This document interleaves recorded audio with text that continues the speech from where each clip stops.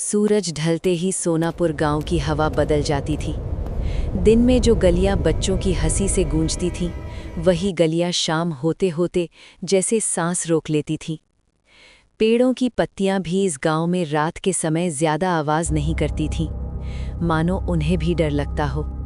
गांव में एक नियम था, कोई लिखित नहीं, कोई सरकारी नहीं, पर सबसे सख्त, शाम 7 बजे के बाद बाहर मत निकलना। ये बात बच्चों को डराने के लिए नहीं कही जाती थी, ये चेतावनी थी। 7 बजने से पहले ही हर घर में एक सा दृश्य होता, दरवाजे अंदर से बंद, खिड़कियों पर मोटे पर्दे और दियों की लौ इतनी धीमी कि बाहर से रोशनी झलक तक न पाए। घड़ी की सुइयां जैसे जैसे 7 की ओर बढ़ती, लोगों के दिलों की धड़कन तेज हो जाती। कोई बाहर नहीं रहता, कुत्ते तक गायब हो जाते। और अगर किसी दिन कोई 7 बजे के बाद बाहर मिल जाए, तो अगली सुबह गांव में बस एक ही बात होती, Who called him? उसे किसने पुकारा था। राघव इस गांव में नया था, शहर से आया हुआ, तर्क में विश्वास करने वाला, डर को बस एक मनोवैज्ञानिक कमजोरी मानने वाला इंसान। उसने ये मकान सस्ते में लिया था, बहुत सस्ते में। जब उसने वजह पूछी थी तो दलाल ने बस इतना कहा था, बस शाम को थोड़ा जल्दी सो जाया कीजिएगा। पहली ही शाम राघव को गांव की अजीब आदतें दिखने लगी। 6 बजते ही लोग घर लौटने लगे। 6:30 पर बाजार बंद, 6:50 पर सन्नाटा, 6:55 और फिर 7, जैसे किसी ने स्विच ऑफ कर दिया हो। राघव खिड़की से बाहर झांक रहा था। पूरा गांव एक तस्वीर बन चुका था, बिना हरकत, बिना आवाज। तभी टक टक, किसी ने उसके घर के बाहर कदम रखा। राघव ने सोचा कोई जानवर होगा। फिर आवाज आई, राघव, उसका नाम, बहुत धीमे से। उसके रोंगटे खड़े हो गए। वो आवाज, राघव उस आवाज को पहचानता था। ये संभव नहीं था। ये आवाज 3 साल पहले शमशान की आग में खत्म हो चुकी थी। नीलम, उसकी पत्नी, जिसे उसने एक सड़क हादसे में खो दिया था। दरवाजे के बाहर फिर से आवाज आई, दरवाजा खोलो, ठंड लग रही है। राघव का हाथ कांपने लगा। उसका दिमाग चिल्ला रहा था, ये असंभव है। लेकिन दिल कह रहा था, अगर ये वही है तो। गांव की चेतावनी उसे याद आई। 7 के बाद जो दरवाज़ा खटखटाए, वो इंसान नहीं होता। लेकिन अगर वो इंसान नहीं है, तो उसकी यादें इतनी असली क्यों लग रही हैं? अगली सुबह राघव सीधा गांव के सबसे बुजुर्ग व्यक्ति के पास गया, हरीराम काका। हरीराम ने उसकी बात सुनी और फिर बहुत देर तक चुप रहे। तुम पहले नहीं हो, आखिरकार उन्होंने कहा। सालों पहले इस गांव में एक हादसा हुआ था, एक महामारी। बहुत लोग मरे, और जो मरे वे ऐसे नहीं गए जैसे जाना चाहिए था। कहते हैं 7 बजे के बाद वे लौटने की कोशिश करते हैं, अपने नामों के साथ, अपनी आवाज़ों के साथ, अपनी यादों के साथ। क्योंकि सबसे खतरनाक भूत वो होता है जो तुम्हें अपना लगे। उस रात राघव ने तय कर लिया, वो दरवाज़ा खोलेगा। 7:02। टक टक। राघव, मैंने तुम्हारा इंतज़ार किया है। उसने दरवाजे की कुंडी पकड़ी। अगर तुम नीलम हो तो बताओ, हम पहली बार कहाँ मिले थे? उसने कांपती आवाज़ में कहा। बाहर कुछ पल की खामोशी, फिर जवाब, तुम्हारी यादों में। राघव पीछे हट गया। ये नीलम नहीं थी, ये कुछ और था, कुछ जो उसकी यादों को पहन कर खड़ा था। अचानक दस्तक तेज हो गई, पूरा घर कांप उठा।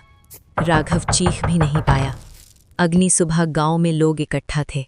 राघव का घर खुला था, अंदर सब कुछ वैसा ही था, बस राघव नहीं था। हरीराम काका ने आह भरी। किसी ने दरवाज़ा खोल दिया, उन्होंने कहा। और उसी शाम 7 बजे गांव में एक नई आवाज़ गूंजी, दरवाज़ा खोलो, मैं राघव हूँ। अंत। सोनापुर आज भी वैसा ही है, नियम वही है, डर वही है। क्योंकि इस गांव में मरने वाले जाते नहीं, वो बस 7 बजे के बाद लौटते हैं। राघव के गायब होने के बाद भी ऐसा ही हुआ। सुबह लोगों ने उसका खुला दरवाज़ा देखा, अंदर सब कुछ अपनी जगह था। बिस्तर ठीक, कुर्सी सीधी और दीवार की घड़ी 6:59 पर रुकी हुई थी। किसी ने उसे छेड़ा नहीं, क्योंकि गांव जानता था घड़ी वहीं रुकती है जहां इंसान की हिम्मत टूटती है। शाम को हरिराम काका मंदिर के पीछे बने छोटे से कमरे में बैठे थे। वहां एक पुरानी लोहे की पेटी रखी थी। किसी ने कभी उस पेटी को खुलते नहीं देखा था। आज वो खुली हुई थी। अंदर एक पुरानी डायरी थी, पीले पन्ने, कांपती लिखावट। ये लौटने वालों की लिस्ट थी। हर पन्ने पर नाम, तारीख और समय। 7 बजे।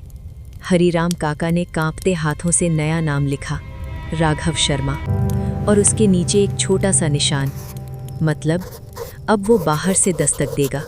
उसी रात ठीक 7 बजे गांव के एक कोने में मीरा की नींद टूटी। मीरा 18 साल की, जिसने अभी दुनिया देखनी शुरू की थी। उसने खिड़की के बाहर किसी को खड़ा देखा। अंधेरे में एक साया, फिर आवाज आई, मीरा दरवाज़ा खोलो। वो आवाज़ उसकी माँ की थी। मीरा का दिल धक से रह गया। उसकी माँ तो 5 साल पहले मर चुकी थी। गांव का नियम उसे याद था, लेकिन माँ की आवाज़ नियम से ज़्यादा ताकतवर होती है। फिर वही आवाज़ आई, मैं बाहर खड़ी हूँ बेटा, बस दरवाज़ा खोल दो। मीरा रो पड़ी, लेकिन उसने दरवाज़ा नहीं खोला। अचानक आवाज़ बदल गई। अब वो मीठी नहीं थी, अगर तुमने नहीं खोला तो मैं कल किसी और के दरवाजे पर जाऊंगी। अगली सुबह मीरा सीधा हरिराम काका के पास पहुंची। उसने सब बताया। हरिराम काका की आंखें झुक गईं। हमने तुम्हें कभी पूरी सच्चाई नहीं बताई, उन्होंने कहा। सालों पहले सोनापुर में सिर्फ महामारी नहीं फैली थी, उस रात गांव के लोगों ने कुछ और किया था। डर में लोगों ने बीमारों को जिंदा ही बंद कर दिया था, कुछ घरों में, कुछ तहखानों में, और शाम होते होते वे सब मर गए। 7 बजे के आसपास उनकी आखिरी आवाज़ें दरवाज़ों के पीछे से आई थीं। अब वही आवाज़ें लौटती हैं। उसी शाम मीरा ने सुना, गली के बीचों बीच किसी ने पुकारा, मैं राघव हूँ। लोग अपने अपने घरों में सिमट गए, लेकिन आवाज़ रुक नहीं रही थी। मैंने दरवाज़ा खोला था, अब तुम भी खोलो। मीरा की खिड़की के सामने वो साया फिर खड़ा था। इस बार चेहरा साफ दिखा। वो राघव था, लेकिन उसकी आंखें खाली थीं, जैसे किसी ने अंदर से सब निकाल लिया हो।